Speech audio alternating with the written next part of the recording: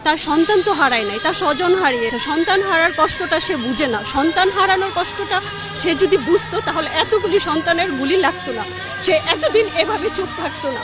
কারণ সন্তান যেভাবে আমরা লালন পালন করি, এত বছর পর্যন্ত তৈরি করি, এই সন্তানদেরকে এত অবজ্ঞা, এত অবহেলা, এটা আমাদের খুবই কষ্ট দেয়।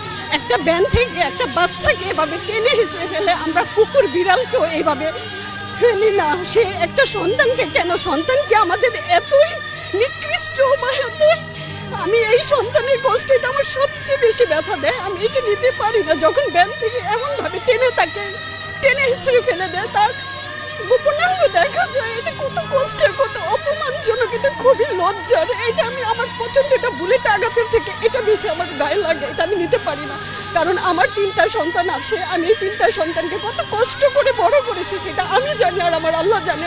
আমার হাজবেন্ড দেশের বাইরে থাকে, সে 20 বছরের ওপরে থাকে। আমি এই সন্তানগুলোকে স্কুল, ইউনিভার্সিটি এই পর্যন্ত আমার নিয়ে আসতে আমি জানি আমার কি ত্যাগ, আমার কি কষ্ট। এই কষ্টের উপরে বুলেট ছোড়া এত সহজ কিভাবে হতে পারে? কারণ সে বারবার বলে তার স্বজন হারিয়েছে, তার সন্তান হারায় নাই। সন্তান হারানোর কষ্টের সাথে দুনিয়ার কোনো কষ্ট মিলবে না।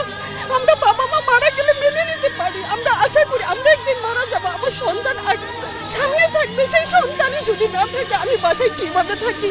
আমরা খেতে পারি না, ঘুমাইতে পারি না, রান্না করতে পারি না, আমাদের কোনো কাজ ওঠে না।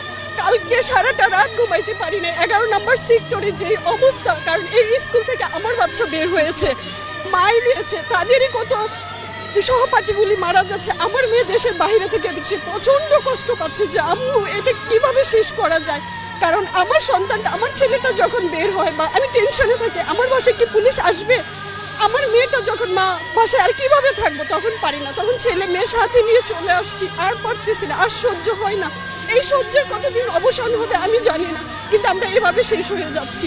এভাবে সন্তানের বুকে গুলি করার আগে আমাদেরকে করুক, সন্তানকে শেষ করার আগে তাদের গার্জিয়ানের বুকে গুলি চালানো হোক। তাহলে দেখবেন আর কেউ দাঁড়াবে না, কেউ বলবে না, আগে আমাদেরকে মেরে ফেলুক।